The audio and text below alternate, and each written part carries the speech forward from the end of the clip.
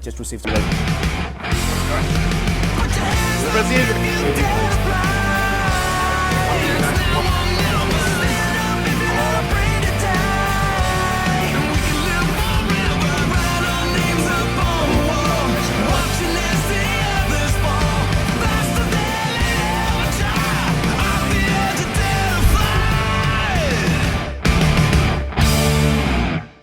All right, Sam, let's jump straight into it. How's your experience with? Were you satisfied with the finale of the bantamweight title? Was I satisfied? Yeah, I think I was. You feel that was the final chapter, and you're happy with that? I feel like case is closed, yeah. Yeah. Yeah. And how did you find that fight? What were you going through that? I mean, when the fifth round, heading into the fifth round, how did you score it? I personally had Nkosi up. I can't remember exactly how. I think it was maybe 3-1. I think I had it. But I also said to the guys in the office when I was watching it, this could also be 2-2. Going into the last round? Going into the last round, I personally thought, under my observation, in line with the sort of new age MMA rules, that Nkosi was 3-1 up. But there was an argument for 2-2. So what is a new age MMA rule? I mean, we've been hearing that a lot, and people talk about it, where damage is important. I think that's one of the biggest priorities, right? Yes. Damage is a priority. Who's more dominant in positions, who's more aggressive, who's got the center of the cage. Yeah. I think all of that factors, ultimately you have to judge the fight. And I think when we're looking at damage as a priority, it's a good thing because it also adds a lot of value to defense. Yes. You know, because you could have fighters throwing so much more strikes. But if they don't land, they're not causing damage. Absolutely. Yeah. And the first fight, I think the second fight was very clear, right? It was a referee stoppage for the cut. But the first fight and the third fight, for me, I'm looking at both these fights and I'm like, it's always going to be a difficult decision to decide who won the first fight. You saw that same kind of discussions happening even after the third fight. Yeah. A lot of people making different cases. I think regardless of where the fight is happening, we mentioned that multiple times that we had 3 events, 3 fights between them, and all the 3 fights happened in 3 different countries, 3 different continents. But it didn't matter where the fight takes place. It's always going to be very difficult for the judges to actually score this fight, regardless of which country or where the fight is taking place. And the only way you can actually have, for me, I'm watching the fights and I'm like, the only way we can have a final decision on this, you know, without any arguments or questions, is if it is a finish. Yes. And that's always going to be the case. I think that's all that fight lacked. Yeah, and I think if you make that fight happen another 5 times, the only way, as long as it goes to the decision, it's always going to be a difficult one to decide. But yes, I think Shorty should have taken that fight with the mentality. And I know that he mentioned that he wanted to go out there and finish. I think every fighter would love to have a finish and not go through the whole 5 rounds. But I don't know if he really pushed that hard to try and finish the fight. I don't think he was allowed to. Yeah. I don't think it was a case of he didn't push hard enough. I think Nkosi was good enough to not allow him to. He was very smart. It wasn't the most tenacious performance from Nkosi. It wasn't the performance I was expecting from Nkosi. I was expecting more like the second, a build upon the second. And he almost did get the job done in the second round. But I didn't find him as tenacious as I probably thought he was going to be and wanted him to be. I think he showed that he is deservedly the champion. He is a world-class fighter, and he's proved it over these 3 fights. But he wasn't as tenacious as I'd like him to have been. Now, is that a credit to Shorty and what Shorty was doing in there? I'm not sure. Only Nkosi knows. But I just didn't quite have he looked very effective in striking. It was just, I don't think Nkosi was pushing it as much as he could have. Yeah. Not Shorty, Nkosi. Right. And I think that was a smart decision from Nkosi. I think when you look at the third fight, you could actually see the education that they've had on each other Yes. from the first and second fight. So if you look at the first fight, one of the bigger challenges was you're actually looking at Nkosi going forward, Yeah. attacking, throwing punches, getting into those clinch positions, Muay Thai clinch positions, trying to throw those knees. But at the same time, having too much respect for Sure. Shorty, because that was one of the things in the first fight. Yes, he was pushing it forward, but I think it was a bit stars in his eyes, so to speak. Oh, this is Shorty Torres, you know.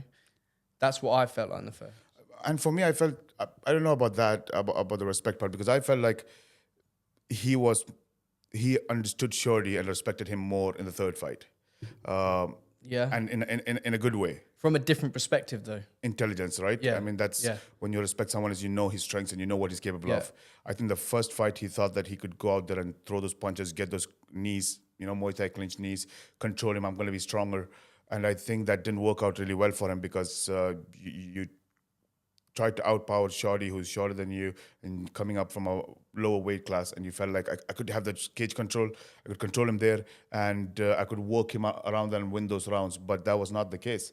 Shorty was really smart and relaxed at what his position was. He was doing those judo throws, countering his Muay Thai clinches, countering his front kicks. So I think from there, he came back and he learned. And I think the second fight was very, very good for Nkosi, because he did the same, very similar to what he was doing in the third fight as well, where he understood that my reach is my biggest strength, Yeah. and I don't have to go in and help him close the distance. And I think Shorty mentioned that too a lot of times, Yeah. where he was like, "This is what he's gonna do. He's gonna want to come and attack me and clinch with me, and that's gonna be a good position for me to be in. Yeah. It's not a bad position to be in." And Yeah, now he gave him a position where it is the worst nightmare Yes. for a guy who cannot close that distance, to have to close that distance. Yeah. And Shorty was the whole fight working every single round trying to close that distance. Yeah. And on the good side, when you look at Shorty, he realized that, hold on, I don't have to wait for things to play out, and I'm going to get those positions. I don't have time for that. And he realized that if I do that, I'm going to end up just taking those jabs and punches Yeah. all day long and end up getting a cut or anything else. So he did become a little more aggressive. You see him making those leaps into closing the distance with those punches. And he used the leg kicks a lot to close the distance. Oh, yes. Very Yeah. well. I thought Shorty's leg kicking was very effective, actually. Yeah, yeah, and I think there's few things that I thought that he should have done earlier in the round than later in the round. Typical Shorty. Yeah, and I saw that body shots that he was landing, and the low kicks, like you said, was very effective. But he didn't start with that in the first round, No. and that's why I think there's the second round was definitely the round. I don't think anybody has any question. You had, Nkosi had Shorty dropped. And I think it was all Nkosi that round. And he was enjoying it. You saw him throwing the spinning back kicks. Like, I think Phil was commenting, and he was saying that he threw everything at him, including the kitchen sink, Like, Yeah. he literally did throw everything. And I think that was a turning point in the fight. I think he realised, I've just thrown everything at him. I couldn't finish him. I need to be smart now. Yeah, I need to take my foot off the gas a bit now, not try to finish him, and just get this win. right. That's what it felt like to me. Because he wasn't throwing shots with the same tenacity. He wasn't, the snap on the punches he had in the first two rounds wasn't there, particularly in the fifth. He seemed to fade a bit, but I think that was just to win the fight. Yeah. Almost like a Floyd Mayweather kind of tactic. Sure. That's what it felt like to me. No, absolutely. Yeah, I think you have to. I think coming out of this fight, Nkosi is going to be so much more wiser as a fighter, 100%, yeah. because you just realize that this is what it takes to be at the top level, fighting the best in the world, and to be a champion, you have to grind those wins. Yeah. At the same time, like you said, I think he looked like a Floyd Mayweather type fighter, trying to get those wins and getting those damages and making sure that, listen, I don't have to do anything more than I'm doing right now. Yeah. And let him work and try to get and close those distance. But that second round was so important, whether it was a 10-9 round, 10-8 round. I gave it a 10-9 to Nkosi. So did I. That knockdown was there. But what was really impressive was the way Shorty recovered. And I don't think I really want to know from him how much of a damage did he really feel from that, Yeah. But the way he recovered in that round, I'm not talking about the round after, even if you look at that round, he got back up, and the amount of strikes he was eating from elbows to Yeah. knees to God knows what, like there's nothing that Even Nkosi didn't to throw. even to recover from that knee that dropped him, Yeah. it was humongous. And the amount of strikes that landed after that, Yeah. the amount of elbows that landed, the amount of there was knees landed, elbows landed, straight punches landed. There's everything that was landing. There was a spinning back kick to the body. Like everything was happening at that time. But the way Shorty recovered from that drop was unbelievable. And you look at the round after that, you would never look at the third round and say that the previous round he was knocked down. Well, he won that round though. On third round, he won it. Yeah, He came back and won a for round. me, yeah, I after. think the third round he definitely won that round. Yeah. I think that was something that would have been, like you said, the adjusting process for Nkosi after that second round, realizing it, thinking that, hey, hold Let's on. be smart now. Yeah, that'd be smart. Yeah. And let's get back to the momentum of what I want to do. And I think Shorty really took advantage of that. He knew that coming back in, he's going to be expected to play smart. But then he's like, no, I'm not going to play smart. I'm just going to go in and get that round, on my side. So I think the second round was definitely Nkosi's. The first round for me was the closest round, in the sense that it was a round where a lot of decisions was made regarding who could win that fight. And I think a lot of people gave that round to Nkosi. I did. And I would have given that round to Nkosi as well. But I understand the case of if it swayed to the people that were saying that Shorty won that round. I do understand how they thought about it. But again, the compared to the damage and the strikes that he was landing, I think that was... I just thought. I think the first round is a bit of a theme for the whole fight, really, where there was a lot of activity. It was incredibly close, but the most effective fighter in that round and the whole fight was Nkosi. He did just enough. Yes, Shorty was taking him down and managed to secure takedowns and was pushing the pace of the fight, was mainly in the centre of the octagon, but centre of the cage, sorry. But Nkosi was effective. Every time there was a takedown, he managed to stand up, or he managed to counter wrestle. And every time that Shorty would press forward, he would circle out or take a step back, or like he was almost letting Shorty have the cage in order to play his game, So I just felt the most effective fighter was Nkosi in the first round, which sort of was the theme of the fight. Yeah, definitely. I think it depends on. See, if you look at the whole fight, definitely there was a lot of offense from Nkosi, and if you look at how many punches or strikes were thrown by Nkosi, I think there won't be a comparison of the strikes that were thrown. I still feel like there's a lot of people that's, and I spoke about this in the first fight as well, a lot of people misjudge Shorty's defense. And it's a lot to do with not getting the hit. It's not about, okay, he's missing the punches. And you saw that a little bit in third round or fourth round as well, Shorty doing a little bit more of head movement and missing those punches. But at the same time, whether it's the front kick or whether it's the knee stomps or whether it's the punches that he was throwing, the jabs, most of them, a lot of people don't realize how many of them actually landed and how many of them were actually parried by Nkosi, and how many of them actually landed on Nkosi's arms. And that's something I feel like it's hard to notice in this fight. And when you're looking at that, that's where everything changes. The mindset changes of how you judge is when you look and say that, okay, you know what? More strikes thrown by Nkosi.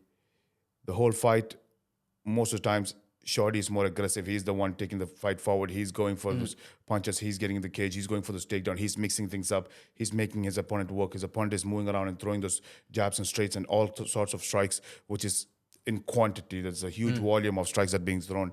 How much of them are actually landing on Shorty, and how, when you look at the overall round itself, how much of that Shorty was aggressive and trying to be in a position where it's more comfortable for Shorty and dictate the fight in that positions, But I feel like the takedowns were not very effective, like you said, because he couldn't take advantage of it. There was one round, I think it was the third round, where he got his back, not exactly with the hooks in, but he had one arm around his neck. But Nkosi gave him that position. It was like flashbacks to the first fight. He got in the position where he went on Shorty Airlines a few times, and he sort of sunk down, and that's where he managed to get the neck. Yeah. So that was, I thought that was a bit of a mistake on Nkosi's part there. Yeah. Yeah, definitely. I think, but at the same time, the way he defended those, Amazing. Yeah. What a difference. Yeah. So, see, it was third and fourth round. I mean, fourth round was another difficult round to judge. You know, fifth round, I gave it to Shorty for sure. I felt like Shorty got that round. He was the more busy fighter. More busier fighter. I think that Nkosi's punches were not as effective as the earlier rounds. I think the best round, second round, keep that aside. That's completely an Nkosi round. That was Nkosi's best round. But apart from the first round, if you're looking at the other 4 rounds, I think the best striking game Nkosi put on in a round was the first one. Yeah. And it looked more effective, more stronger, more quicker. And you actually felt like those were significant strikes.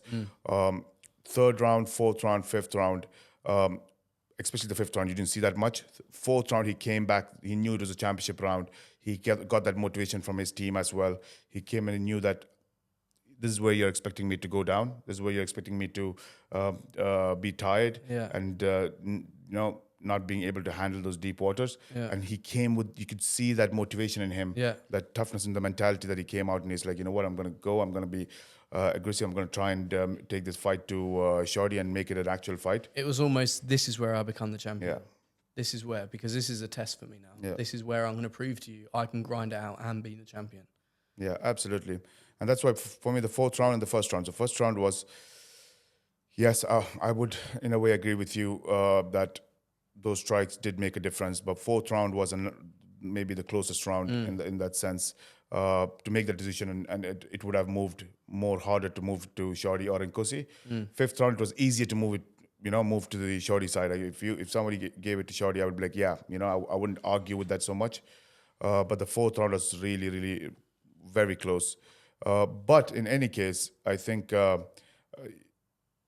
Shorty should have not left it in the judges' hands. There was the only way to do that was finish that fight. And Nkosi, on the other hand, didn't have to finish the fight. He didn't. He did enough. Do you know what really, really impressed me? It was in the first fight, the clinch played a massive part of the fight, where Nkosi was engaging in the clinch, but he often didn't come out better because Shorty was more experienced and used. That's where the Shorty Airlines came in. But over the 3 fights, you've seen how much Nkosi's learned. And he was actually using the clinch, but not in an offensive way, in breaking away. Every time they broke away, there'd be an elbow or a knee or something. So it was almost like he was welcoming the clinch on and then using it to his advantage. Do you know what I mean? Rather than being aggressive in the clinch, he was countering the clinch, which I thought was really effective. Yeah. It shows how much he's progressed over the over the 3 fights. No, absolutely. I think the difference in the fight IQ of Nkosi in the third fight, you have to give credit to his team as well. I mean, I think they've really, really studied and thought about what could come in and what could Shorty come into the fight with. I mean, what Shorty brings in, but how is he dealing with this fight? How is he going to sit back and learn Nkosi? And what is he going to come to counter those tactics of Nkosi? And then they switched from a countering the counter kind of a strategy. So I think that was very smart. But it's very evident the biggest challenge for Shorty to win that fight or not win that fight was always about the distance. And Nkosi fighting backwards, moving around, the movement he had, his footwork was fantastic. Fantastic. I think that really showed that that's how I'm going to win this fight. I have a complete advantage over Shorty. I'm going to keep throwing this jab. I could do this all day long. And those stomps that he started with in the beginning, I think that first round, he created a story around what's going to happen. Those oblique kicks, wasn't it? Oblique kicks, but on the knees, he was doing those knee stomps. And he was really trying to, trying to kick that knee and dislocate those knees, you know? He was. So vicious. And that was very important for to make Shorty think that, okay, if I need to close this distance, I got to expect multiple things. I have those. It's just not looking at those straight punches that I have to deal with. There's going to be kicks coming in. If I close a distance, I think you mentioned that before the fight as well, that when he's going to be closing that distance, he has to deal with those elbows coming in and break that barrier and make sure that it's not just the straight punches. Once I reach past the straight punches, I have to worry about the elbows. And he gave him everything. Like, and Kosi made sure that in the first round, that yes, you're going to deal with all of this. You're going to deal with the elbows, you're going to deal with the front kicks, you're going to deal with the knee stomps. So you have to think twice before you try and snap and get into closing the distance. And I think you see that throughout the fight. At some point, you see Shorty waking up and saying that, you know what, I don't care. I have to Yeah. go for those takedowns. I have to close those distance. But at some point, you'll see him thinking so much more of how do I break this machine of offenses that's coming from all different directions, all different types of offenses. There was positions where Nkosi was staying in that almost like a Philly shell position, but almost scaring him to throw an upper elbow. Yes. Yeah. And that's crazy. It was crazy. It was crazy. I think the biggest takeaway for me, well, not the biggest takeaway, but a takeaway from this fight is that I think a lot of this fight comes down to physical attributes. I think if Shorty was a couple of inches taller and had a couple of inches more reach, it'd be a very different fight. I just think it showed to me that he needs to go back down to the flyweight division. Absolutely. We discussed about this, and I was telling you the thing about Shorty would have a much better fight with a lot of other bantamweights in the division, and then Kosi would have worse of a fight with a lot of other bantamweights in the division. It's just one of those fights that it is those styles make fights. Yeah, styles makes fights, and I think that style is going to be, and it even shows the toughness of Shorty and the intelligence of Nkosi of growing and learning as well. So it's a perfect combination, and you're right. I think for Shorty going back to the flyweight division, and it's not our place to tell a fighter what Absolutely to do. not. Absolutely not. But I'm with you on that part. That I think Shorty at flyweight division is unstoppable. I think he's 100%. got everything that he needs to be at the weight class. I mean, you're talking about today the best bantamweight in the world, and that's the world champion Nkosi. And he's put on 2 fights with him that was very close, that everybody can talk about which way can it go, And that itself shows how good Shorty is. And I think one of the biggest advantages that Nkosi had was his physical attributes. He was that much bigger, and he used that so well. I just don't think that... I think that Shorty is physically where he's at is better down at flyweight. And I truly believe that Shorty Torres is one of, if not the best flyweight in the world. Oh, absolutely. There's no question about it. For him to go out, be at bantamweight and put on a show like this. And I still believe that, I'm not saying that he wouldn't be successful at bantamweight division. He still could be successful at bantamweight division. He could still come back and do it, but it's. But I want to see him maximize. I want to see him be the best he possibly can be, and I believe that's evident that at flyweight, yes, 100% like this. He could be the best as he was. Yeah, as he was, and how dominant he was in that weight division. I think he should go back to that division if there is room for making that happen. I think at the end of the day, we've discussed that with him. It's about how he feels. Yeah. How he feels, where he has more happiness fighting, which weight class does he prefer fighting, and that it's a difficult process to go and to cut that weight, dedicate your and you saw that. And he's a bit older now. He's later on in his career, so maybe that is part of the decision. Absolutely, but at 31, for me, I really believe that Nkosi is nowhere near Shorty. Yes, he is definitely in his peak right now. In his prime, In his prime, absolutely. I think there is the age factor is not yet at the position where it's going to affect him, but I think he feels like, and we discuss this again, it's the amount of fights he had, the amount of history and legacy that is built. He almost have done what a 40-year-old MMA fighter would have achieved in his career. Is what Shorty has achieved, in such a short time. And I think that he needs to look forward and say that, what, I have good 4 to 5 years ahead of me where I could rebuild that legacy and achieve so much more in the next 2 to 3 years, So, and I think flyweight is going to be that door open for him to achieve that. I believe so too. I believe so too. And definitely, I think he's going to go back, and it was a very close fight. Nkosi is the undisputed bantamweight world champion. So the question is, Shorty has the mentality that is that what's going to motivate him to go back into the bantamweight, fight in the bantamweight division.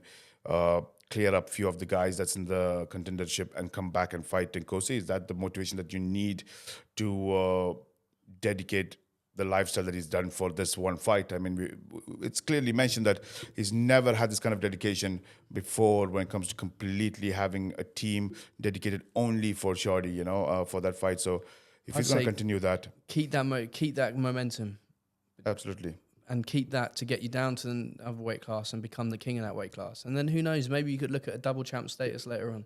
Yeah, absolutely. But I think the road back to legacy is at 125. You have the case study, it's proven, and he's done it, So I think it is something that you have to. Once you've done something, you've achieved something.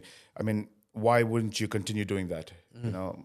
And yes, he was clear about it. It's purely because of the weight cut and the lifestyle that he has to go through to get each fight in his books, and that's why he was enjoying bantamweight. But I think that after this fight, he might think differently, and I look forward to really, let him get this time off and then come back and tell us where he's at. And I think that conversation will be a very interesting conversation between you and Shadi to hear what's his plan for the future, especially this year. It's a big year for him. He started with a big fight, but definitely there's the fan base that he's built in South America. I think with Brave going back to South America, there's definitely going to be a discussion of the fans in Colombia wanting Shorty to be in that card for sure. We've had a few conversations and just say, watch this space. Watch this space. What was the conversation about? With Shorty. What's next? I was not aware of it. What did you talk to Shorty? We had a little conversation about what's next. Yeah. I won't release it now, but there's some big things in there. What was it about? His next fight. Oh yeah. Oh, you do want me to release it? Oh no, I don't know what is it about. Yeah, it's about his next fight and where it's going to be and what. Which weight class would we be fighting? He wants one more at bantamweight and then go to flyweight. Oh, he said that. Mm. That's interesting. And that's the right decision to make.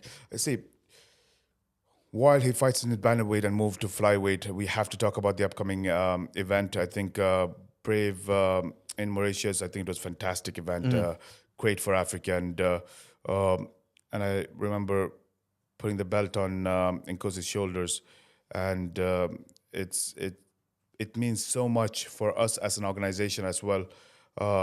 And for what we're trying to do for mixed martial art. When you hear the best moment of a fighter is when he wins one of the toughest fights of his career, the biggest fight of his career, the biggest fight of the organization's history, all those significance, massive milestones associated with that fight, and he wins it, he becomes a champion in his continent, and the first words he tells me when I put the belt on is that thank you for bringing the event to Africa and giving opportunity to the African fighters in this card and becoming a future platform for African mixed martial art. And that just gives you a real idea about what a champion is. It's just not about going out there and winning fights. It's the mentality that you have of what you represent. And I mean, for me, that's a true champion inside and outside of the cage, to have that 100%. as your first thought. And since then, he's gone on to be in terrestrial TV, the morning news show with his belt. That fight for Africa was huge. Oh yeah, and for him, and to what an achievement to go and be on terrestrial. I can't even say it. Terrestrial TV. Yeah, A morning breakfast show. Sat there with your belt and your pendant. Yeah. As the champion of Africa or the champion of the world from Africa in Africa. Absolutely. Awesome. Oh yeah, the feedback that we've got. We've mentioned that. I mean, the viewership numbers on our OTT platform, Brave TV, it was the highest viewed event in our history. Yeah, and at the same time, if you see the lineup of the broadcast television and their interest in broadcasting this event and being associated with this event, it really shows how important it was for Nkosi to be fighting in Africa for the title. And that was, for me, it was amazing because, and for him to realize that, this event in Mauritius, him fighting for the title, everything was a door opening towards something that is much more bigger in terms of opportunity for African fighters. Of course, one of the biggest regret, or I would say what I think a lot of fans were um, sad about, was missing Kubanza fighting in that card. You know, No one was as sad as I am, believe me. yeah, I think that, and you could actually see that reaction from the fans, whether it was on the social platforms, everywhere else. There's a lot of people that was really upset that Kubanza couldn't fight. But at the same time, we discussed that as well, that bringing those athletes from DRC to be able to showcase themselves on a global platform, I think they realize, like in Kosi and Kubanza, they realize that the importance of this and importance of themselves as pioneers for making this happen. And the way forward is not just about winning fights, which is crucial. The most important thing in the sport is you got to win, and you got to keep winning. But at the same time, there's so much more to do in Africa. And I think together with these quality fighters and fighters that think with this mindset, like I was mentioning, what I was getting to was that when you have that kind of mindset for a champion from Africa, not just that he's a great fighter, but with that mindset, I think for us as Brave, we're blessed to have a champion like Nkosi in our roster, and that's gonna make it so much more easier for our efforts in what we're doing in Africa. And that's the quality of fighters you need, which in our roster at least, to make sure that they are thinking bigger than just the organization or the fighters. We're thinking of the community and the responsibilities that we have, and that is so important. So, but at the same time, we're talking about bantamweight division, and Kosi is a champion. You feel that the chapter is over for now until the next time, but for now the chapter is over, and we had a massive bantamweight fight in the same card with Huende winning the fight against Nazarov, which I thought was a fantastic performance. And I think that just adds a lot more depth and storyline to the bantamweight division. I think the bantamweight division is getting really, really crazy. But talking about the bantamweight division, like I said, we have to go to 83 and talk about Brave 83. And when you look at the bantamweight division, I'm excited to have Idrisov come back and fight in Brave and add another wealth of quality into the bantamweight division. And I think a lot of people who don't know Idrisov, him being in the bantamweight division, and you're looking at the bantamweight division now with the likes of Hamza, Izzuddin, Veli Murad, Shorty Torres, and Kosi Huendes, and you're having guys like Idrisov come into that bantamweight division and have a fight like that. I think that fight is just coming back off this Mauritius bantamweight story. I think that's going to add a lot of interest into the division of what's going to happen. So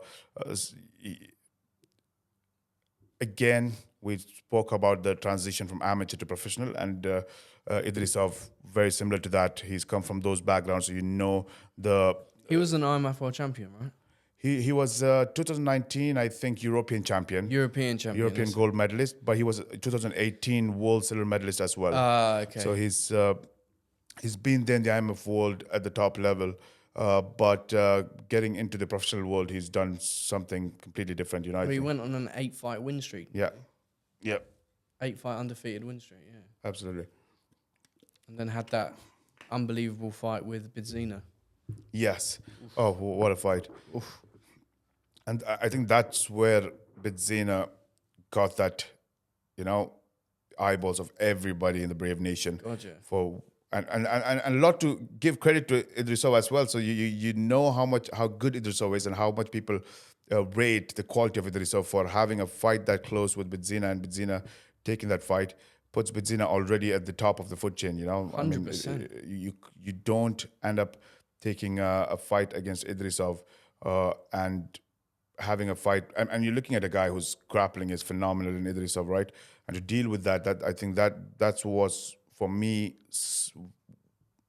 very impressive from Bidzina at that time. But I think Idrisov is coming back to prove a point at this stage, and with all that skills of grappling, all that accolades of amateur mixed martial art.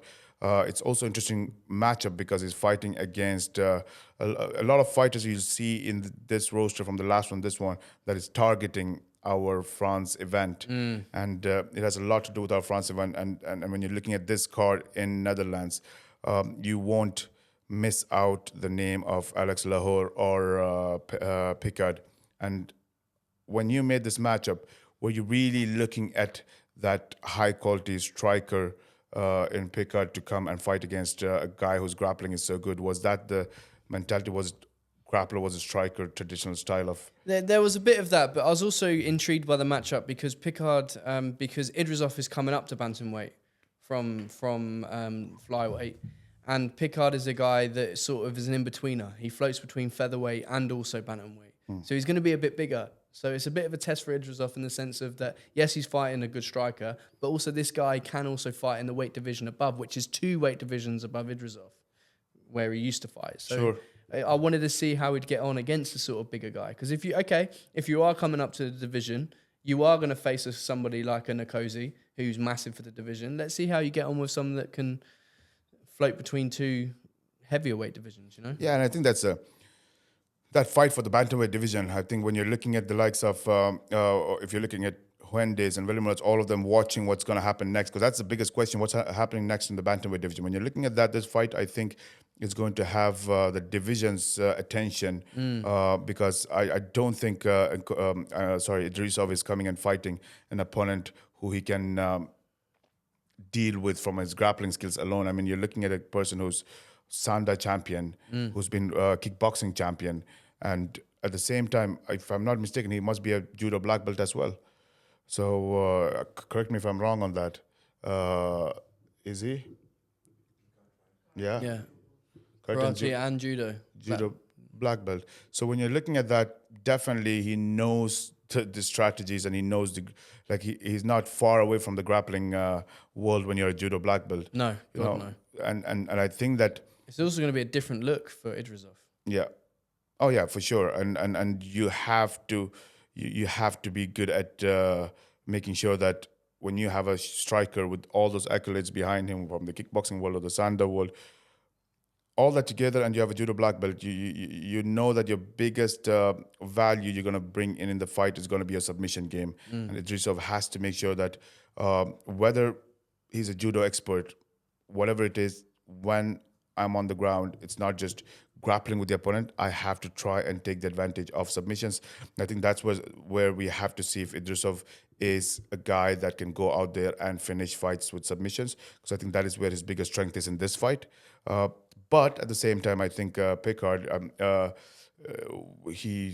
heard somewhere where he mentioned that his first martial art that he started training was actually wrestling. So you come from the idea of understanding wrestling, become a judo black belt, and then you have all these national championships and wins in the kickboxing world, in the Sanda world, the striking world. And of course, at the same time, he's not a person who's just starting in to fight MMA yesterday. You know, he's got a lot of experience. 15-9. Yeah, so 24 fights. That's like more than double what Idrisov has got. Oh yes, absolutely. Maybe not with IMAF, but still at the professional level. I don't know how many fights he had at the amateur level, Idrisov, really. Fair few at IMAF. Yeah. But even so, I don't think his pro and his combined is as much as Bryce's professional experience. Yeah, no, absolutely. But at the same time, it's also about, when you say professional experience, I think that a lot of people don't give credit to that. You know, I think the professional experience is very important because the amount of work that is going to be put in for a longer period of time for one opponent, it's very important. And then to look at everything around you, it's not a sporting decision alone. It's also a business decision that you take when you fight professionally, when you take an opponent, when you fight an opponent. You're looking, at some stage, you're looking at 3-4 fights ahead. You're studying the whole weight division. There's so much of business decision to be made. And when you look at a guy like Picard, I think this guy is a very active fighter. I mean, you can have experience of fighting professional level, but when you have 11 fights in 2 years, you know, that's a lot of experience of fighting at a professional level in such a short time. And that's more he's had in his whole career. It's more right. that Idrisov has had in his whole career. Yeah, exactly. So he's fought 11 times in 2 years. And yes, exactly. That's way more than, that's more than his complete pro career. But I think that adds a lot of importance. We've seen that when you see Nazarov in the last fight, young combat sambo world champion, everything is there where you look at it, and a lot of people thought that Nazarov will easily win that fight with his grappling skills, but it looked very different when he fought Hyundai, and I think that was not a lot to do. I won't take any credit away from Hyundai and his game plan, how good he was in his grappling, but Apparently, they can wrestle in Africa. yes, yes, definitely. No, true.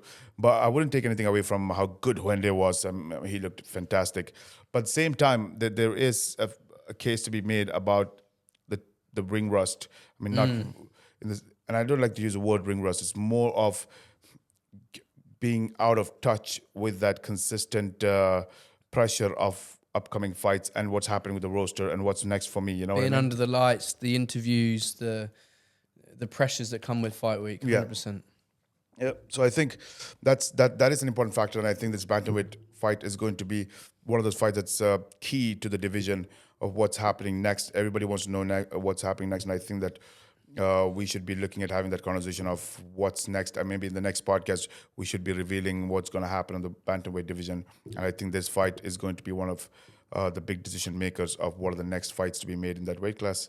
But talking about France, getting into France, I think the major signing of Alex Lahore and being in the main event of Brave CF 83 in Netherlands against Marcin Bendel, and to be introduced to Brave Combat Federation in the main event in Netherlands against the former champion. That's a big statement. Yeah. What do you think?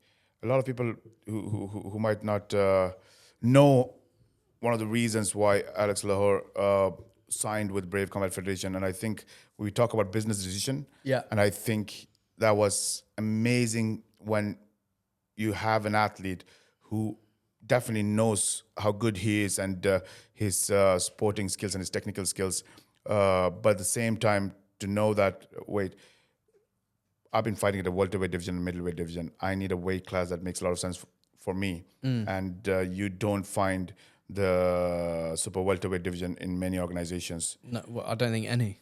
And that's exactly one of the reasons why we decided to have those weight classes with super lightweight and super welterweight, because you a lot of people don't talk about it. I mean, you could just brush it down and say that, you know what, we don't need those weight classes.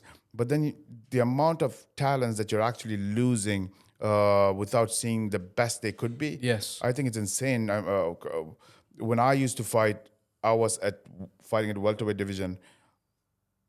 I couldn't go down to lightweight. That was too much of a cut to go down to lightweight. And what you do is, you know that if you don't go down to lightweight, you're fighting at welterweight and you're small at welterweight. You're not as big as you should be at welterweight. So what you do as an athlete is you try to get much more bigger and you walk around at 205 or something of that. And how beneficial is that to you in terms of developing your skill set, your speed? Absolutely, and that's the thing. And then you start cutting from there so that you could be much more bigger, and you compensate the size so you're working more on getting bigger before that, so you can not be so small for your weight class. And like you said, I don't think that's very healthy in terms of how much you can grow as an athlete. You're just trying to find a way to fight in a weight class and not have a disadvantage, you know? Yeah. And I think if we had super lightweight at that time, I would really, really love to have fought in the super lightweight division, because that would have been the perfect division to be in. And I think today with Brave, we have super lightweight and super welterweight. And for Alex Lahore to know that, okay, my decision is going to be based on the technical side to make sure that I fight in the best weight class I can fight. And I want to make sure that the next step or the next journey of my career, or where I want to be at the top and end my career at the top, is going to be in the weight class that's best for me. And I think that was very interesting to realize that his decision was made on that technical side, and the second one was a business side of where he knows that what Brave is doing in Africa, and coming out of an African event, he wants to take that momentum and fight in this and take the fight that he's taking actually. And I think that's very brave to take a fight against Marcin Bendel in your debut.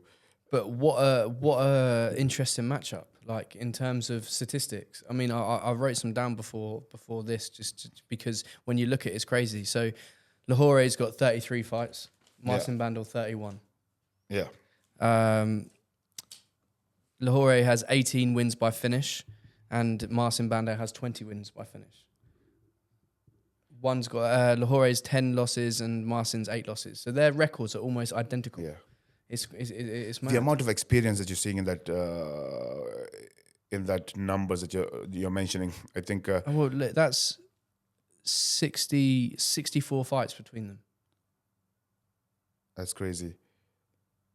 Yeah, I think that's really, you're looking at two top experienced guys in every way. I mean, you're just we're looking at the numbers, and that's a mountain of fights that's there. But then you're looking at two guys that have experience finishing fights. So you look at the experience of how you finish the fights. You mentioned 18 fights, 18 finishes For Lahore, yeah. for Lahore, and 20 for Marcin Bandel, out of which 19 are 19 are submissions. 17 in the first round. Those are some stupid Serious numbers. You know? numbers. And I think 7 of them are heel hooks. Okay. You don't want to give that guy your leg. But Lahore has never been submitted. And that's what makes this fight, for me, very interesting, because when you have a BJJ black belt like Marcin Bandel, with a track record of that many submission wins and that many finishes, one thing, you're looking at this fight and you're looking at the stats and you're saying that this fight is not going to go to the distance, because these are two finishers. It's a finisher was a finisher, and it's insane when you look at the percentages of their finishes. It's insane to see that fight will go to the distance. But then it's the way the finishes are. I mean, I'm not saying that Alex Lahore did not finish fights with submissions, but the amount of knockouts that he has in his record and the amount of submission Marcin Bandel has in his record, and then you're looking at Alex Lahore, who's never been submitted. I think that makes this main event, for me, very interesting, because it's just one of those fights that you want to sit and see this top two quality guys with all that experience put it out there. And I don't know if it's going to go the way I think that it's going to go, and you're going to get a finish. But even if you don't get a finish, I think it's going to be a fight that you could actually take a book and a diary and actually learn, 100%. you know, how 100%. for the young generation to watch a fight and learn it's not from one something. to be missed by any means. It's interesting as well, because for the first fight for Lahore to come in, he's fighting the guy that's just lost the belt. Absolutely. So your debut in the promotion is against the contender that's just lost his belt. And that's the thing I'm saying. Like, it is a massive statement Huge. for Alex to come in, and you're looking at he's not here to get into Brave, get those fights, and make a name for himself. Try to see if he can fight in Africa. No, he's going out for the top guys in the division. He's entering the organization and saying that, give me the top guys, and I'm going to go out there. My first fight is going to be against an actual title contender currently, a former champion. Yeah. And that is a massive statement. Well, did you see his video? The video he did when he signed for Brave. He was digging the grave and saying that's where he's going to put all his opponents. Have you seen Really? it? No, Yeah. I didn't see that. It's worth checking out. He's coming in hot. He's definitely a charismatic character for sure. Yeah. No doubt about that. And when we speak about France, one of the major motivations, not only was it the weight class for joining Brave, the 175 weight class, it was the fact that he's a French fighter, well known in France, but has never fought in France. He's from Paris. He's never fought in France? Never ever fought in France. And Brave's presence in France and Africa was another determining factor for him joining Brave. He wants to win. He wants to beat Marcin Bandel. Then he wants to fight for the title in France and take his title to Ivory Coast. That's crazy to know that with all the fights that he has in his record. Never in France. Never in France. He's been champion in 5 different MMA organizations. Yeah. He's held their world titles in 5 different organizations and never fought in France. No. So, listen, I would be more than happy to have that event in France and to have Alex in that card. I think it is something really much more than just having a fighter that has a huge fan base and interest. It's just, I think you just made it more What a story for him. Yeah, definitely. It's a crazy story. And when you're looking at Marcin Bendel, and that's why I was saying this experience was experience, right? The amount of organizations that these guys have fought in, like you look at all different stats, the amount of organizations that they've fought in, I don't know, it must cover every top organization that you could think of. Well, also, I think, correct me if I'm wrong, but I think Marcin's fought in 7 different countries. MMA. Yeah. Yeah, Crazy. it is. Not many fighters can say that. Definitely. Yeah, that's where I think Marcin, we've mentioned this about him before as well. As a fighter, you don't see much weaknesses in terms of experience from his side. You know, you're looking at a guy who's knows what his game is best at. He's have the experience of fighting in top organizations around the world, like you said just now, in multiple countries. I think it's a perfect fit for him to be at Brave Combat Federation. I think that it's a fight business. You know that when you are a top grappler, and every time you put your strength and impose that to your opponent, he's done fantastic. But again, there is a weakness when it comes to striking game. And I think that's what we saw in the last fight when he got caught. And that's the fight business ultimately. Yeah. You know, you however good you are, however we could break down a fight, there's still that option or that opportunity for you to get one punch, one knee, one kick, and the fight is done, you know, regardless of who you are or what experience you have. See, the main event for me is I would tell all the young generation that's aspiring to be MMA fighters or trying to learn more about fights from watching fights, they have to watch this fight because there's one thing you're looking at top BJJ guy and top striker and top finisher fighting against each other, but then they also have the experience behind it of how to deal with fights. And I think that's something that you could actually sit down and learn from when you're watching these guys, what their mindset is, what they're actually going to do. But again, we mentioned that Alex Lahore has not been submitted, but I don't think you'd ever come across anyone at this quality level where you have 20 finishes, 19 submissions, and 17 first rounds. So that's a very dangerous grappling skill, even for a guy who's never been submitted. Yeah, it's even more impressive because it's rare you hear about heel hooks in MMA, and he has 7 of them. Yeah. Yeah, and that thing, so it's not natural. I mean, it's extraordinary, you know? Yeah, it sure is. So, yeah, it's very interesting. Very interesting. Never been submitted, but going up against a submission machine. Yeah, and both ways. Yeah, I think you don't want to get caught by Alex Lahore's strikes Absolutely as not. well. Absolutely not. I think the striking advantage is quite clear to Lahore, and Bandel is quite clearly got the grappling advantage. I really am excited to see to hear more from both these guys at the during the fight week. You know, I'm sure that there's so much you could pick their brain from in terms of how they've been preparing for the fight. I also think there's going to be some content coming from the Killer King. Oh yeah, Lahore. He is one to watch for sure. He's a character. I'm excited. Talking about signing, talking about stories. I know where you're going with this. You can't miss. I've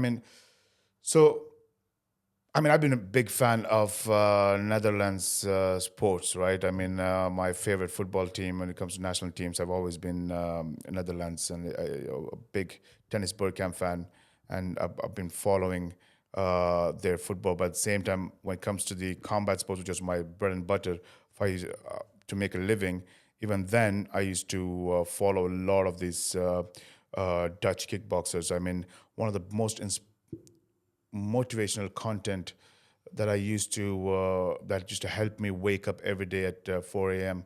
and go for that run was Raymond Dekkers. I knew you were going to say Raymond Dekkers. You know, have you seen his highlights? Yeah. Oh, it's something special. You know, I mean, that guy is. You see what fighting was for him, and the damages that he's taken, the surgeries that he's had, the cuts during Muay Thai, and they've actually changed the what Dutch kickboxing or Dutch Muay Thai. You know, it's almost like what they've done in football with total football at the time when people didn't know what that is, and the term came total football with the way the Dutch team was playing football. Cruyff. Exactly. Yeah. And now, and you see that same thing happening when it came to kickboxing, Muay Thai world, where we are looking at Dutch kickboxing or Dutch Muay Thai, and you're seeing those guys perform at the highest level. Whether it's think of them. I mean, Raymond Dekkers was, I think, one of those early guys, but then Semi Shields, Remy Bonyaski, Peter Arts. Peter Arts was going to say, yeah. There's so many of these guys that came out, and I used to watch all of them. I mean, those were some of the stories and some of these athletes that were top level. Nowadays, Rico van Hoven. Absolutely, yeah. And they've always been at the top level, and you can't miss Dutch kickboxers or Muay Thai fighters when it comes to the top level of that particular sport. And at the same time, so for me, when I go and know that we are hosting our first event in Netherlands, keep in mind this is going to be a record-breaking event. This is going to be the 32nd country we're going and being hosted in around the world, actually extending our own record from Mauritius. But at the same time, it's also the record set for an organization hosting the most European countries. I think I'm losing numbers now, but I think this is the 14th country. I think it is 14th, yeah. 14th country that we're being hosted so. in. So you're looking at the Netherlands event. As all our events, we keep breaking our own record. But for me, we're going to Netherlands, and you get this memory of all these top fighters, all these guys that you've been watching from a young age. And it's really inspiring to be able to put on a show there and get the upcoming next talents and the top guys there to showcase their quality to the world. While we're looking at that, what are the chances you get to have a Muay Thai legend signed to Brave Combat Federation on an exclusive deal to do his to take his MMA career forward? And that is almost like too good to be true for me. It felt it when I came to you with it. I was like, this is perfect. Like, it did. and you're looking at a Moroccan Belgium fighter. Immediately when you see that Moroccan background, you remember the Badr Haris and those guys who were in Europe making a life out of the fight business, and it's very different from MMA world, right? You go to the traditional martial arts, and it's very different of what they have to go through to be the top of that game. MMA, on another way, it's much more modern in the sense, like you have a lot of managers out there, promotions out there, but to be at the top of a traditional martial arts, you definitely have to go back and look at what their story is. And Yusuf Bughanem, I think, what better athlete to have in Netherlands for Brave Events debut at such a significant event where we're making history in Europe.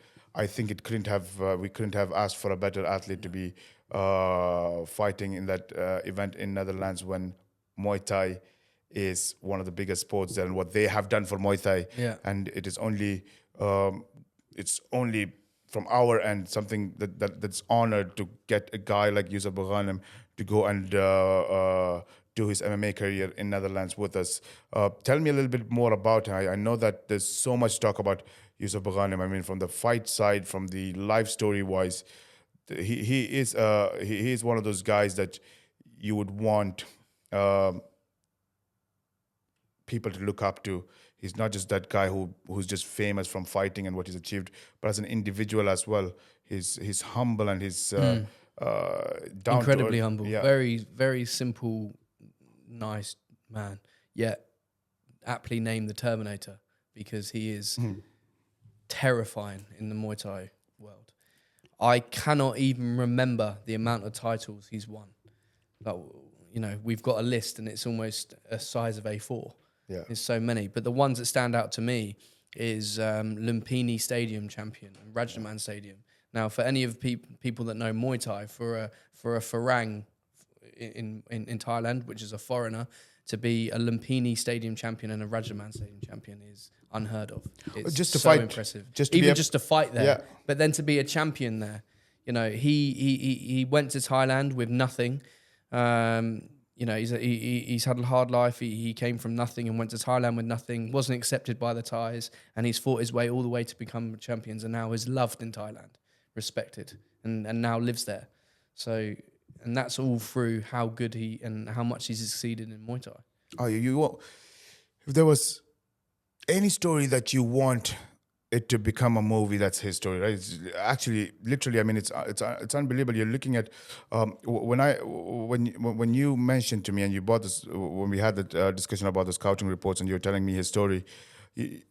Anyone who gets to know his whole story, you immediately the picture that comes into your mind is that Street Fighter picture Yeah. where Ryu is carrying the bag and Yes, yeah. walking into On the stick, sunset. yeah. And you get that picture where it's my life is martial arts, my education is martial arts.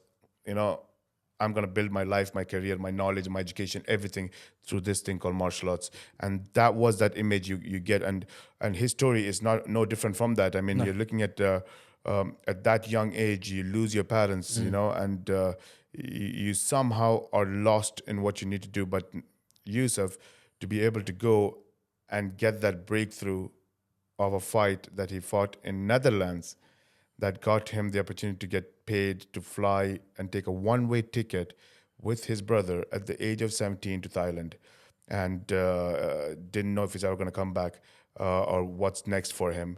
And so I think, if I'm not mistaken, his brother might be 4 years younger to him. So if I'm calculating right, if my math is good, he must have been somewhere around 13-year-old when Yes, 13. Yeah. a 13-year-old, you're a 17-year-old kid traveling to Thailand by yourself and not sure what's going to happen next, and you have your younger brother with you who's 13-year-old, and you just fast forward and you're seeing today one of the biggest Muay Thai fighters, Well, his brother also and, got on and to his be brother becoming a world champion, multiple-time world champion as well. and it's unbelievable. I mean, that's the story that is much more than just about how good of an athlete you are, but it's about how you become a father, a guardian for your younger brother. And you ask anyone who's traveled at a young age to Thailand, it's not an easy lifestyle because you don't have the resources to live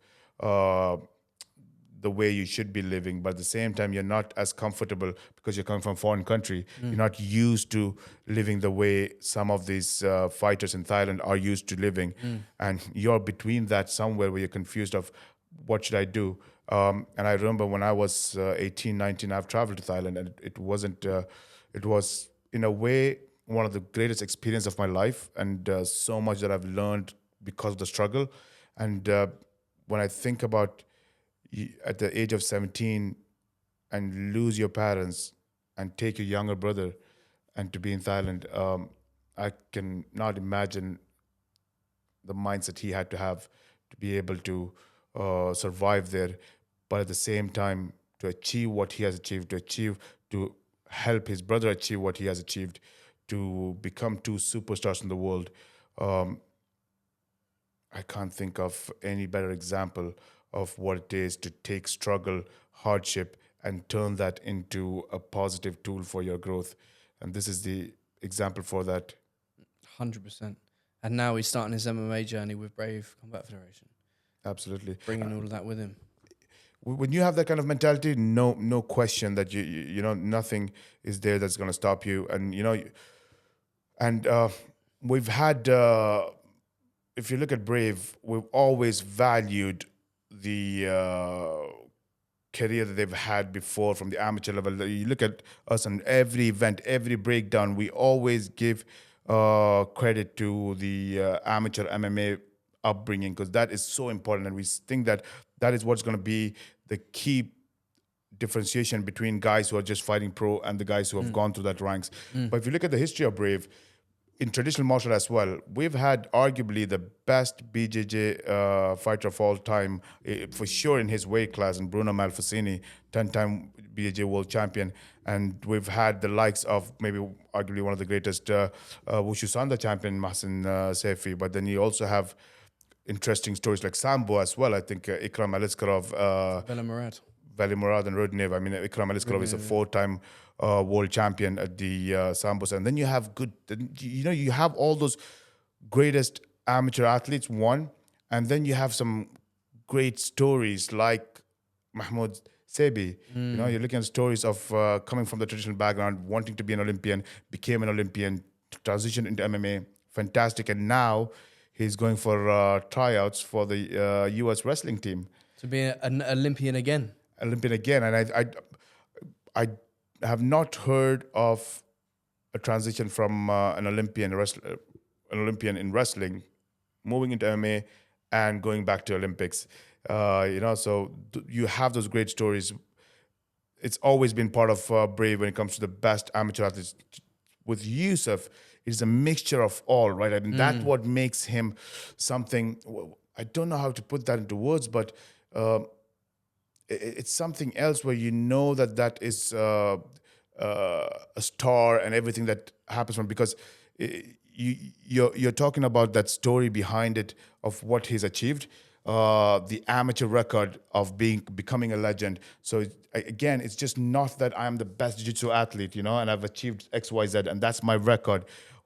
For me, when I think about his record, the only thing, because I used to follow Muay Thai and I was involved in Muay Thai a lot, and that's why from the top of my head, I know he was a WMC champion, Rajan Lumpini champion, as you mentioned. In Lumpini Stadium, he beat the former Rajan champion, but he was a WBC Muay Thai champion. Waco champion. Waco Pro champion, WKN champion. Just thinking out of the head, I mean, but I'm sure that, we have to, at some stage, we will go and run through all the titles that he's won, because every one of them is a real diamond when it comes to his records, when you look at the story in the background, Yeah. So every title that we're talking about, and I think we need to really mention every single title that he won. At some, let's find a way to do that, because while I'm talking, it makes more sense that every title that is winning, it's attached to that story of what he's gone through. It makes it so much more bigger of what he's won. Whether it's small title, big organization, small organization, or the biggest that he's fought, every win is goes back to attaching to that story of how he's achieved that. And you cannot just mention his achievements as an athlete without telling the story and the background that he's gone through. And I think that's what makes him really special. And I think it makes it even more greater for us to have an athlete like Yusuf. And I think it's a fantastic signing for Brave to tell a story of a fighter. And if you want to tell, like our organization trying to go around the world, tell the stories of people from different parts of the world and what they've done, what better honor than having to tell Yusuf Bughanim's story? And I'm really looking forward to having him fight this fight and see him, how he's gonna do in an MMA cage. And that's another world altogether. To be there, I think he had over 164 wins, around 164. I think 168 wins, 120 knockouts. 120 knockouts, yeah. So 120 knockouts is more than a lot of people can actually think of. This is not a Thai guy either. This is a foreigner. Yeah, It's crazy. exactly. That's the interesting part, right? People who have been there as a foreigner in Thailand, that somewhere the aura is there around that people want you to fail because you're a foreigner. They don't want you to do really good in Muay Thai, So it's always going to be there because it is your sport. You want to be the best at your sport. You don't want a foreigner to come and be the best at your sport. But to be there and to achieve that at that stage, it just, that's why I was saying, like in Thailand, being a foreigner, trying to be the best with a brother with him, being the guardian of it at that young age. It's just crazy. Well, now, interesting enough, he brings his son to every fight. He doesn't miss a fight. He comes to every single one. He'll be in his corner in the Netherlands. You better do that. I mean, who else would you want that boy to look up to, right? I mean, know. If he can see this story and as much as he could see, and now we're looking at transitioning to MMA. I mean, we've said that before. Sometimes you're at the top of your game and you don't see a lot of Muay Thai guys, kickboxing guys, at the top of the game. ever thinking, should I transition? And we've seen MMA guys transitioning into fighting in boxing or other sports a little Yeah. bit here and there, but you don't really see top level Muay combat Thai sports guys, athletes wanting to come to MMA because it doesn't really make sense. But to have that challenge, it speaks volume of what his mentality is. We spoke about his mentality from his lifestyle, what he's achieved. I think it cannot be spoken more about. I think it's unbelievable how good that story is and how big of an inspiration he is for everybody else, for the fighters, for the young generation. So I think to be in MMA now, I won't lie, it is not going to be easy. It's not going to be easy to come into Brave Combat Federation at a lightweight division and be in the mix of those killers at that division, So it's not going to be easy. But one thing he said that really caught me was when he mentioned that I'm training MMA and I have a great team that helps me suffer. Yes, he did say that. That helps me suffer, so I could learn more about myself. And I was like, that's everything in a nutshell. His philosophy, his principle is very clear, that he thrived in that struggle, he thrived in that suffering, that he took that and made it into his biggest weapon to help him grow, to help him take care of his family, and to achieve all what he's achieved in his life. And that's literally has been his education, is that suffering and that struggles in his life. So when he said that I got a team who's helping me suffer, I was like, you know what? When Quite profound, isn't it? Yeah, and when you have that mentality, we're gonna sit and say that MMA is gonna be difficult. Of course, it's gonna be difficult. I want that. That's what I'm looking for. Yeah. Yeah. I'm asking you for it. You're not gonna give me something and it's like, hey, hold on, it's gonna be difficult. He's like, no, that's exactly the reason I'm coming for it. I want that. That's the only thing that I'm interested in is the suffering and the struggle and the difficulty that it's gonna bring. It's crazy. Another different level of mentality, So doing his pro debut in Brave in Netherlands, where he's gone for his fight that changed his life, to get that first amount that would help him travel, take him and his brother and travel to Thailand, coming back there and take that new journey, where he's going to take a journey of building a bigger, stronger legacy of being in mixed martial art, and tell that story of his story to the world through Brave Combat Federation. I'm happy to write that story, and I'm happy that it's happening in Netherlands and it's fighting in Netherlands, and we could make that fight happen. I think a lot of people are going to be excited to be able to see him fight mixed martial art in Netherlands. I can't wait. Yeah, absolutely. Listen,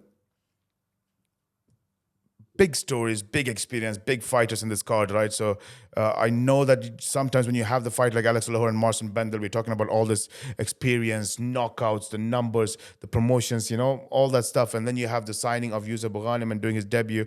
Sometimes you get overshadowed in this mix, It's not difficult to be overshadowed by these big names. Yeah. But tell me about the co-main event. So I'm really intrigued by this. We've got Noah Blyden versus Adrian Grelak. Noah Blyden's, I personally think, could potentially be a superstar in the making. He's a bit of a TV personality, very big on social media. It's almost got very sort of similar vibes to Urko Yun. They're actually friends. I know they train together, but they do the videos on Instagram together. He's got the potential to sort of follow in Urko's footsteps. Not only that, he is a killer in his own right. He's 16-0 in kickboxing. Very new to MMA, 3-1. But he's. We talk about mindset. He's a guy that's come from 16-0 in kickboxing, and on his pro debut took on a guy that was 15-1. Wow. That then went on to become a champion in a different promotion. So talk about mindset. You're going into a new sport and fighting as a debutant and fighting a guy at 15-1. That's crazy. That's crazy. So that's his blemish on his record. But for me, I was more impressed that he took that fight. It didn't matter too much that he lost it. Of course he's going to lose it. It's 15-1 against 0-0. So I was more impressed by his mindset going into that. But since then, he's 3 fights, 3 finishes all in the first round, 2 knockouts, 1 submission. He's a purple belt in jiu-jitsu, and which I didn't know until I looked it up, and I was quite impressed. You know, he's the real deal. Let's see what he's brings to this fight. However, he's fighting a tough guy with double the experience he's got, 6-2. Also a purple belt in jiu-jitsu, and a Polish grappling champion. So it is striker versus grappler, I think. But on paper it looks like this. But if you delve a little bit deeper, Gralak in his own right is 50% of his wins are by knockout. So it's quite an intriguing matchup. They're although he's got double the experience, Adrian, I think they stack up quite well. One's got a taekwondo background, one's got a karate background, one's got more experience in grappling, whereas one's got a lot more experience in kickboxing. Yet they've both got finishes in both. It's interesting, but I'm particularly interested to see how Noah Blyden does in the Netherlands as a potential Dutch superstar. Absolutely, and I think, like you said, he's one of those guys that's a complete package, right? And he's the interest from the fans for this co-main event fight, right? I mean, where do you think that comes from Noah? Is it from how good he's on social media? Yeah. With his friends like Urko, and you see that kind of charismatic character that is connecting with the youth and the next generation and the people that's out there on the social platform. But at the same time, all is from his K1 professional fight career. I think it's a combination of both. He's clearly the real deal in kickboxing, and he has got the attention of the youth. So I'm really interested to see how he gets on. No, it's good. I think to have him at the co-main event, but against Polish grappling champion, I think that's going to be a good main event and co-main event for Polish jiu-jitsu and grappling. Of course, world, right? yeah, of course. I mean, there's going to be a lot of eyeballs from the Poland fans to see how they do, but at the same time, it's against 2 top-level strikers that their opponents are. And I think so. Yeah, one of the reasons Gralak wanted to come to Brave was Marcin Bandel. Okay. And him being the champion of a Polish world champion. Yeah, I didn't realize when we put up this matchup how important this fight card is going to be for Poland. That's an interesting one. But with that being said, I think you see this has everything, this fight card. But I do feel like we said, you have the local heroes fighting. You have a story for that momentum of the bantamweight, a big story of what's next for bantamweight is happening. You have the signing of Yusuf Buranam, a massive signing for us. And then you have the main event where you have 2 of the top most experienced guys and crazy stats that if you would have told that to someone, they wouldn't really believe it unless they actually see it. And now they actually get to see it on 25th of May. So with all this, I think there's one fight that I look back and I'm like, it might be the dark horse of this card, and somewhere is that spark that I'm like, you know what, all this is great. There's so much hype behind all these fights and so much stories behind them, but I'm looking at Pedro and Isaev, and I'm like, man, that's a fight I don't want people to miss out not knowing about it. Particularly if you saw Nosso Pedro's last fight in Brave. Fighting against a similar opponent. I think a similar opponent, and in a lot of ways, right? I mean, he was at a similar age group. I mean, we're talking about at their peak, at their prime. But at the same time, you're talking about Albert Duraev's brother. Yeah. And that was a big debut for him to fight against Pedro. And I think it was in Bahrain. It was. It was in Bahrain. Brave 79. Yeah. So, yeah, I remember that because of how much of attention we were getting for Albert Duraev's brother, Dohar Duraev. And when he entered, I mean, that was one of those fights that everybody looked and said that this is going to be one of those guys who is Chechen in origin from Europe coming in and going to have his wrestling pedigree and come out wrestle with the experience of a brother like Albert Duraev, who knows A to Z about fighting at the top level of And was mixed in his martial arts. corner that night. Who was that? Andy was in his corner that Oh night. yeah, he was in his corner that night. Yeah, Yeah. and when you're training with that kind of experience around you, it's just makes everybody think that's that. You know, you're gonna have an easy win. But the way Pedro comes in and upsets everybody, I think, and also a sad similarity is also because that event happened in Bahrain. Nobody really realized how big of an upset that was. No. If you think about it, right? Yeah. Like going back to that now, I think this is almost the same situation right now. We see the similarities. That's just so much media focused athletes in that card where he's fighting. So I think it would be a shame if we don't address Pedro and his last fight in Bahrain against Doha and how he's put on a performance that should be one of the biggest upsets for a debutant, you know. So when you have the debut, when you look at the cards and you're looking at Albert Drive's brother Doha and you have looking at Pedro's debut in Brave, the odds would be against you. And I think, I don't know how it looks this time, but it's a very similar position when you're fighting a Chechenian background fighter from Austria. Also undefeated, like Juraev was. Yes, and I think that's one of the interesting things about Pedro. I mean, he's not.